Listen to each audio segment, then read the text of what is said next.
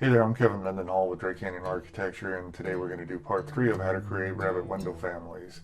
Our window family that we're building has a header that's nested into it, and also some trim that's nested into it. And the header itself, you can change. You can change the size. You can turn it on or off. And same with the trim, you can turn it on and off. And then there are parameters that you can control, the width and things like that. And then the trim as well auto adjust to the window size. And we also have a checkbox parameter that you can turn on and off. As you turn it on for a window that is tempered, the word tempered will show up in your window schedule. Just to recap what we've done already in part 1 and part 2. In part 1 I went into detail about the windows, about what all's included in them, and then we created the glass panel. And in part 2 we created the profile family that we then used to sweep around the window opening to create the window frame itself. And then we created the wood trim that will go on the outside of the window. In part 3 we're going to take those parts and bring them into our window family, and then we're going to write some formulas that will tell these parts to get bigger or smaller depending on the size of the window. When we tell the window that it's going to be a 4050, these window panels and the trim need to move with that. So we're going to tie that all together. As always, I'd like to invite you to like and subscribe to the channel. With all that said, let's jump into Revit and we'll start putting our windows together. So this is where we are in our window family. We've got our window frame in the wall. And if we go to our exterior view, you can see that I already have our reference planes in, and I've named them right, left, and I've also referenced them where it says is reference over here on the left side. We have a drop down here, and you typically want to make sure that these reference planes are labeled whatever they are. It does make a difference in the way that Revit behaves. And these reference planes are controlled by these constraints and this dimension here. So as I mentioned in a previous video, that Revit gives us this center left right. It's pinned and it stays. So that's what everything is coming off of, is as far as this vertical reference plane. And that is the same if we switch to our reference level. This is that exact same reference plane. So I put these reference planes in. I put the constraint, the equal constraint on it, and then I will show you how I did this. I'm just gonna DI on the keyboard and select that dimension, and Revit gives us the width. So I'm just going to select that, and now those lines are bound. So when we flex the window, those lines, those reference planes will flex with it. Now for the height, I've done something a little different.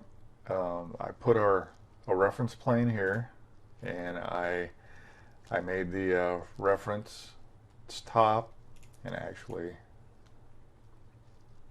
that should be top like that. So I put this reference plane in, and I created a dimension for our header height, and I tied it to that reference plane. And then here in our parameters, Revit gives us the default sill height, and I've written a formula that says that header height, that the sill height equals header height minus the height. This references this, and height here in our formula references this down here.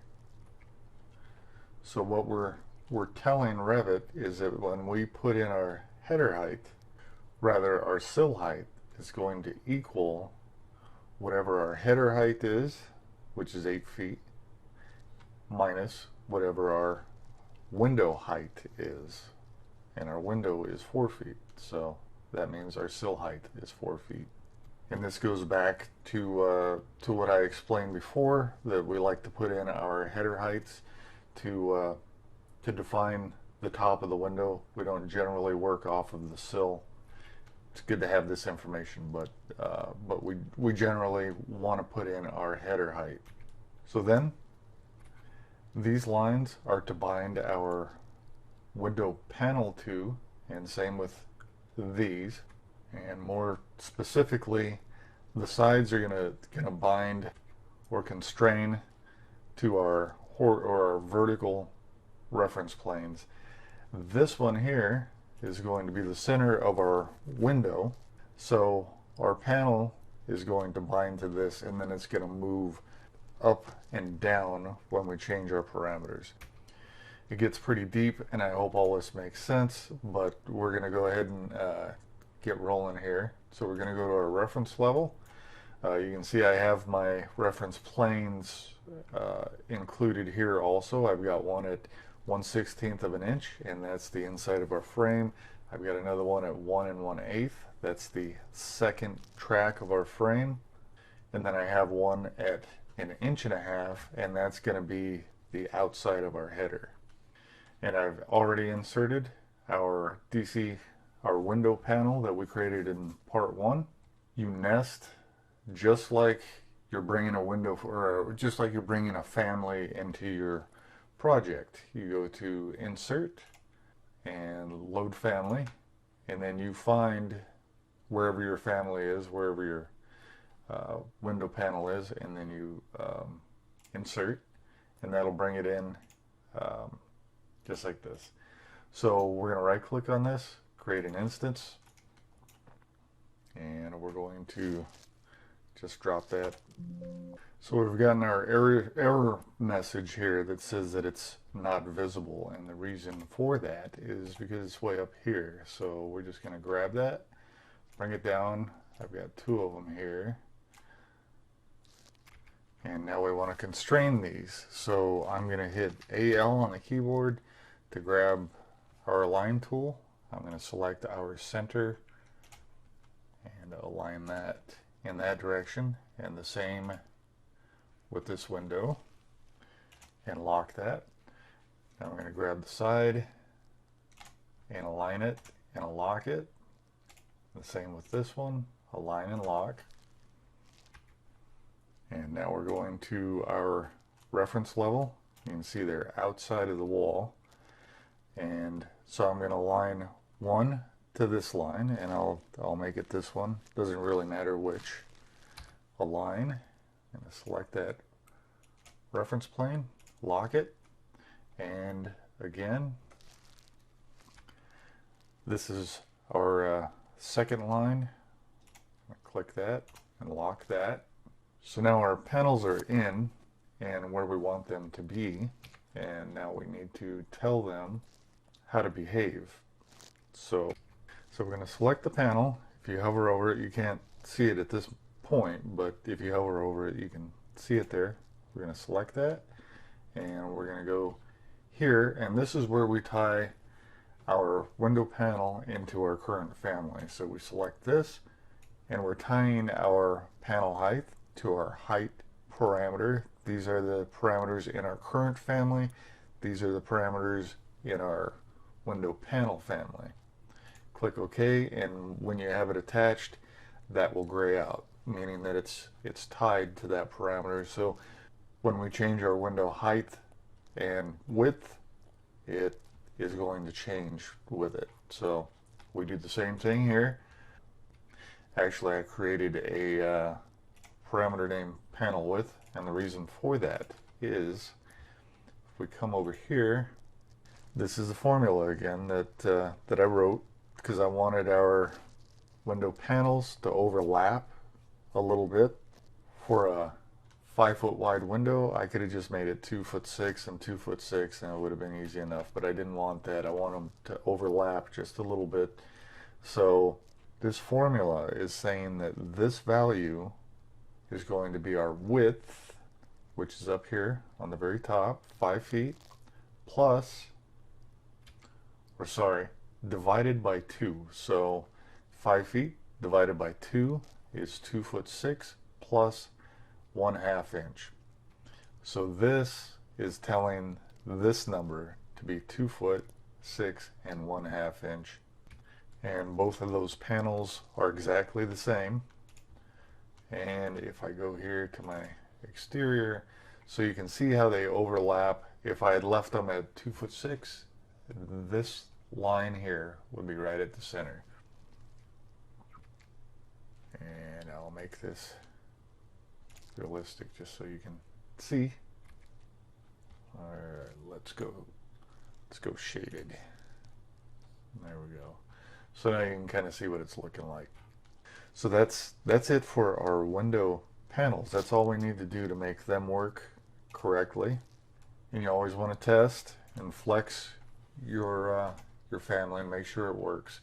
So in my case, I already have a bunch of window sizes made. I'm going to select one, 4020, and of course those are type parameters down here, and I'm going to click OK. I'm just going to move this up so you can see it, and hit apply, and you can see that the things are working off screen here. I'm going to change that to 6040. I hit apply, and there it is. Everything is flexing the way we want it to. So now we want to put our window trim in, and I left it as a generic model. I made 3 types here. So I imported just like we did with the window panels. Insert, brought them in. I made 3 types, which are our bottom, sides, and top. The reason for this is because our top and bottom are going to work independently of one another. They're going to extend a little bit past our side trim pieces if we so want them to. Our sides, on the other hand, which are going to stop at the top and bottom of the window.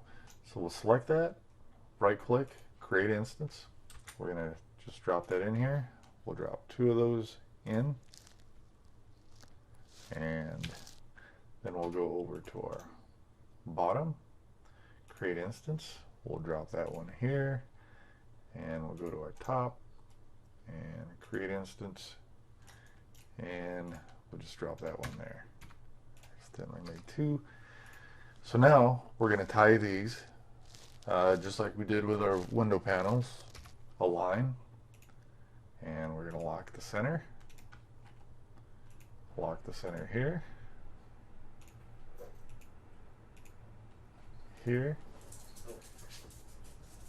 and here, and then we're going to lock them to the reference planes just like this.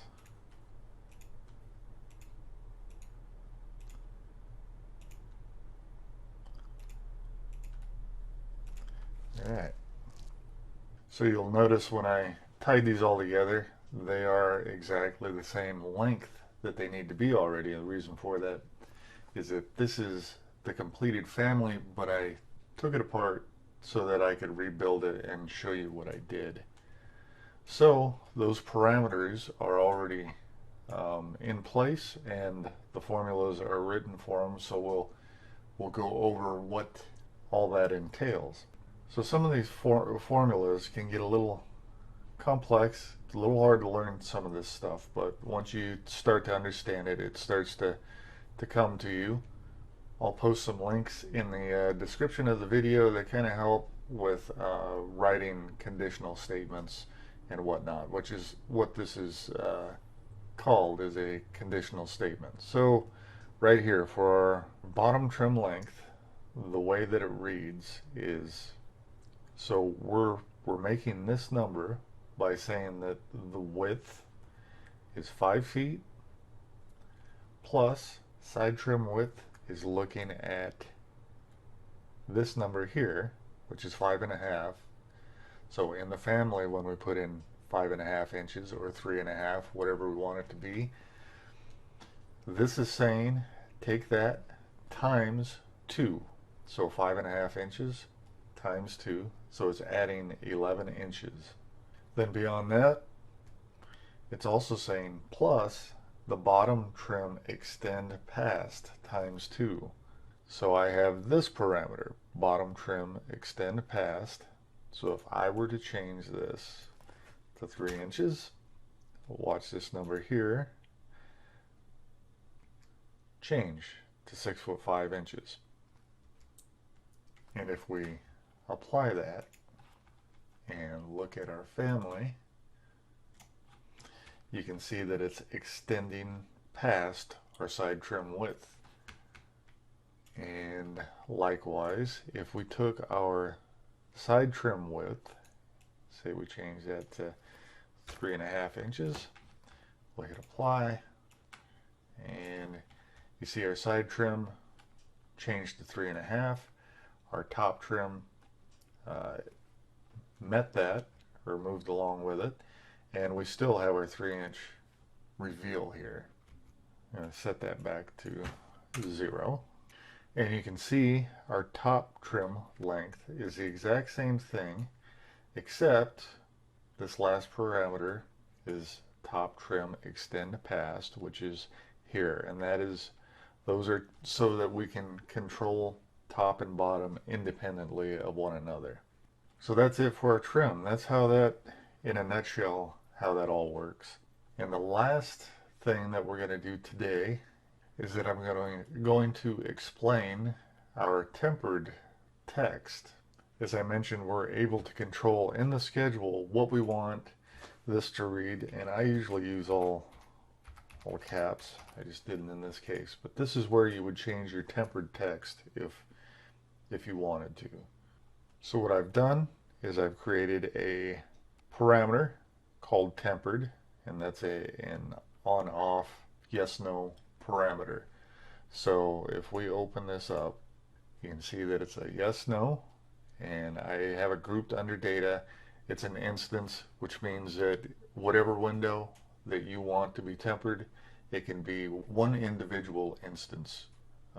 If this were a type and you had 504 rows and you check that box, then it would apply to all of them. And of course we don't want that. We want to be able to control each individual instance. So our parameter here, I have tempered text, and then I have text, and then text2.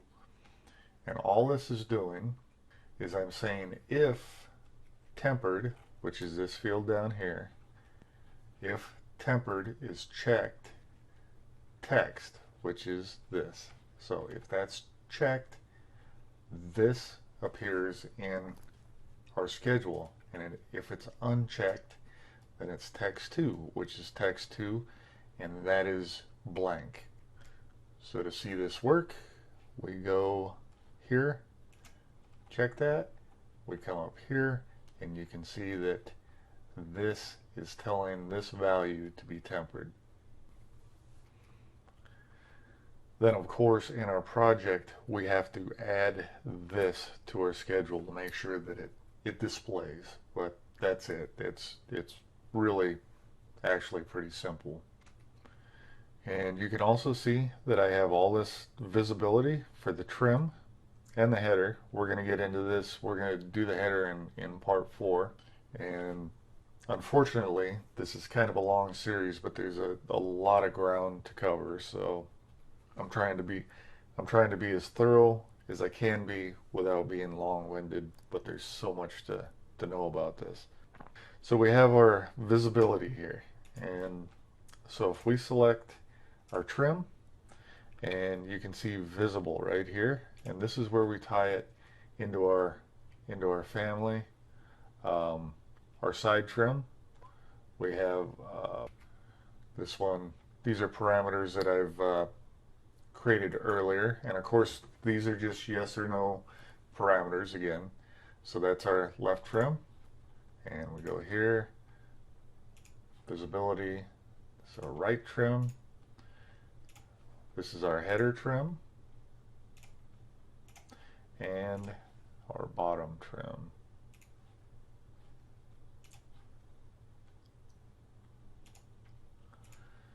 And those are these here. So if I uncheck those in the project, they will go away.